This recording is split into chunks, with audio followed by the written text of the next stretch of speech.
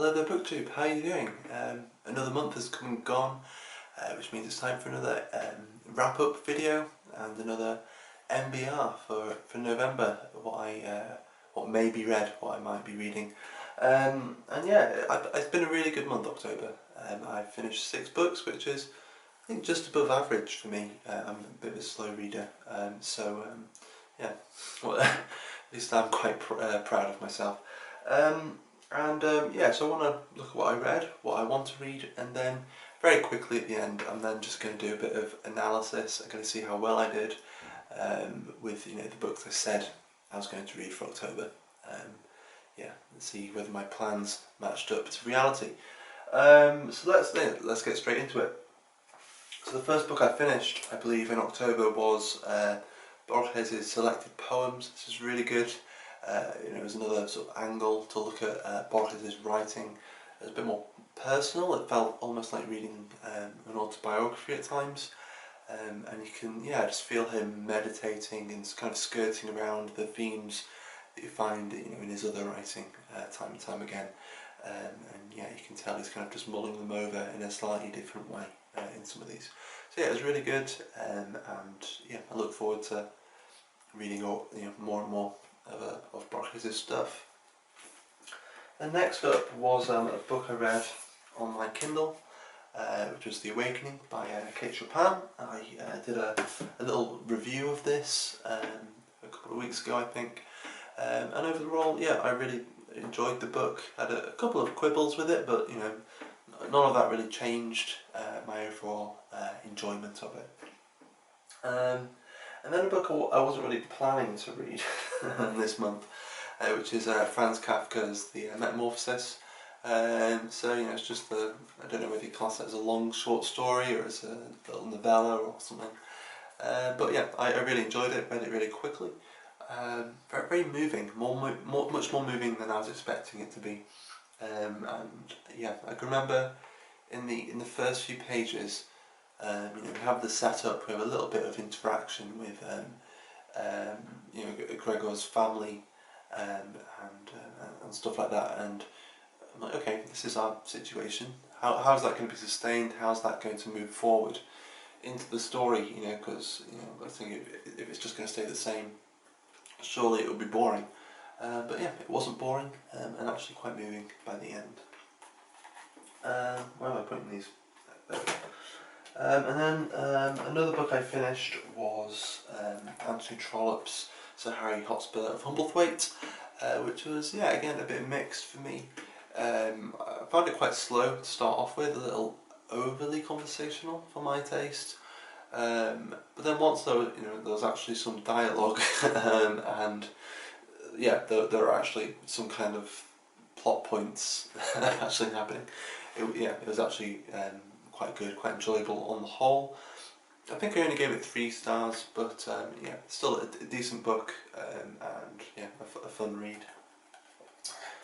And then, yeah, an interesting one was Paul Muldoon's Maddox, a Mystery, which the best way I can think of describing it would be it's kind of like a maximalist novel, but really condensed down into a collection of poetry. For a collection of poetry, it's quite thick, quite long, but yeah, it's like a condensed maximalist novel, and it's really telling the kind of what if story of what if Coleridge and Southey had gone over to America and formed a pantasocracy, their own little utopian commune. And then it's maybe looking at American history and a little bit of world history generally, and seeing did anything change? Would it have made any big difference? And apart from maybe a few weird sci-fi sort of things that Paul Muldoon uses to frame the story, it's not really that much different. Unless I missed something.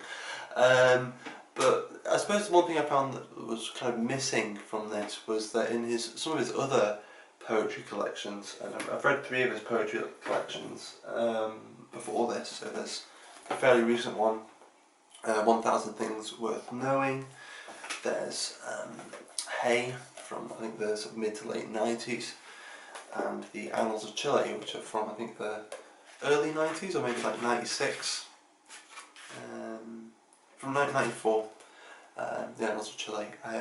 And in these three collections, there are, even though it's kind of like having an encyclopedia blow up in front of you, there's still a kind of personal element to it that you can't quite see clearly, but you get the impression it's there if you're looking for it and if you're paying attention.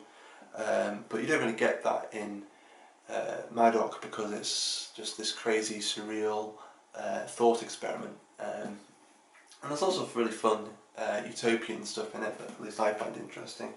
But it was just missing out on that personal element which I've come to love in his other poetry collections. And then, the only other book I finished was Oscar and Lucinda by Peter Carey. It's maybe a bit cheeky. It did run over a couple of days into November, but yeah, this was really good. I was really kind of entranced by it once I kind of got into the world, and it was part of a read along that Jason at Old Blues Chapter and Verse has been doing, and as he's been saying over and over again in his sort of updates, and he's been looking at sections of it, certain elements that he really loves. It's a book with terrific world building.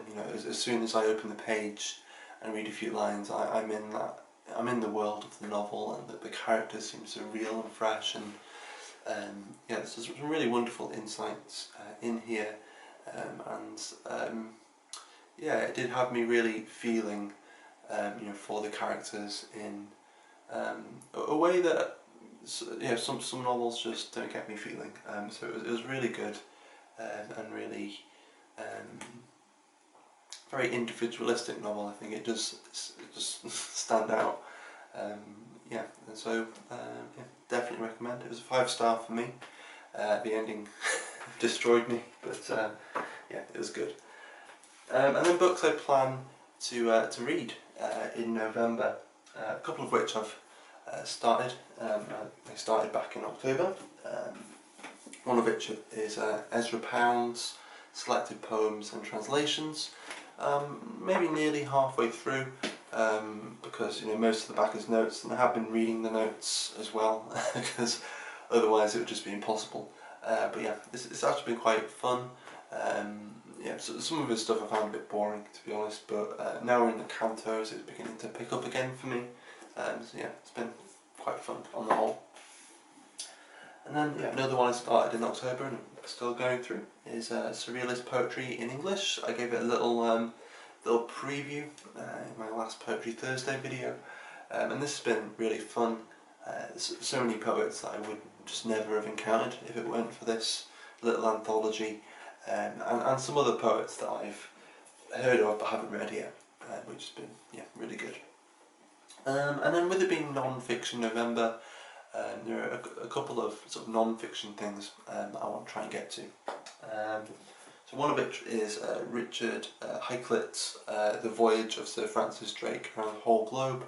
I actually DNF'd this maybe 2 or 3 years ago, which is kind of pathetic, saying it's only like 50 pages long, but I just don't think I was in the mood for it when I was reading it. I've been really feeling in the mood for it recently, so I'm gonna give it another stab and read that. And kind of connected with sort of voyages and the sea and all that is The Edge of the World by Michael Pye, which is a history book about the North Sea, about connections with the east coast of Britain with the continent, and really how these connections and relationships have really forged sort of our modern sort of Western world, maybe, or so, how elements of it, you can see elements of it evolving when you look at these relationships, which were all dependent upon sea travel. And it's been really great. Earlier in the year I read a book called The Frayed Atlantic Edge, which, from the impression I'm getting from the introduction of this book, The Frayed Atlantic Edge was much more personal, because it was about the the writer's experience of kayaking, from the top of the Shetland Islands all the way down to Cornwall, just like the Lizard, and to sort of islands off the coast of Cornwall. And so this is less personal. This is much more of a, I suppose, a narrative history book rather than someone's actual experience and someone trying to see the history for themselves. But it's still the kind of history book that I find fascinating, that maybe gets you to look at history in a way that is maybe a little closer to how the period was seen by those alive back then. So that's that. And then, yeah, a couple more really. There's Michael Foucault's Aesthetics, so just some of his essential writings from the 50s through to the 80s. I'm just going to be dipping into this. I don't expect to finish it, but I just want to dip into some of his essays or articles and things. And maybe I'll get back to you on a couple of them. And then some literary criticism, because we've had some philosophy with Foucault and some history with Pi. So I thought I'd go with George Williamson's Reader's Guide to T.S. Eliot, because I haven't forgotten that I promised to do a series on the Wasteland. I don't know whether it'll be a Poetry Thursday thing or whether it will just be its own thing. So I'm going to see what he has to say about the Wasteland, and maybe just read the whole thing, because I love some T.S. Eliot, and yeah, we'll see. So yeah, this could be fun. So I'll probably end up rereading the Wasteland if I'm planning to get started on that series.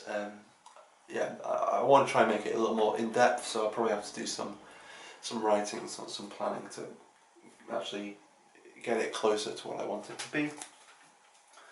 And there are all the things that I can show you, but there's going to be one more book that I'll be reading in November, and this one I'm hoping will definitely be one I finish, because it's going to be part of the sort of poetry club, the monthly poetry reading thing that I've just agreed to do with David Wiley, and yeah, it's going to be a delight. We're going to be reading Ted Hughes's first poetry collection, which is called The Hawk in the Rain, and Ted Hughes is one of my favourite writers, one of my favourite poets, and in terms of his earlier poetry, I've only ever read stuff from his sort of selected poems. I haven't actually read the early collections yet, so it's going to be fun for me going back to his first collection and reading that, yeah, David's never read any Ted Hughes at all, so we'll see how he finds it. And if you can find a copy of The Hawk in the Rain, or if you just want to find some early Ted Hughes poems in an anthology or something, you're welcome to read along. That'll be really cool. But there you have it. That's everything for this month, and the only thing that's left to do is see how well I did in October compared to what I was planning to do. So here are the books I mentioned, and I'll maybe put a little tick up on the screen if I manage to read it. So there was Oscar and Lucinda, tick. The Awakening, tick. Sir Harry Hotspur of Humblethwaite, tick. Ezra Pound's poetry, tick. I didn't finish it, but I was only planning to make a start of it, so I'll give that its little tick. Borges, yeah, tick. Maddox Mystery, tick. And then the only one that I said I'd tried to read and I just didn't get to was Mary Oliver, so that's a cross there. I did have a little peek inside, but I didn't have I didn't give it a proper start.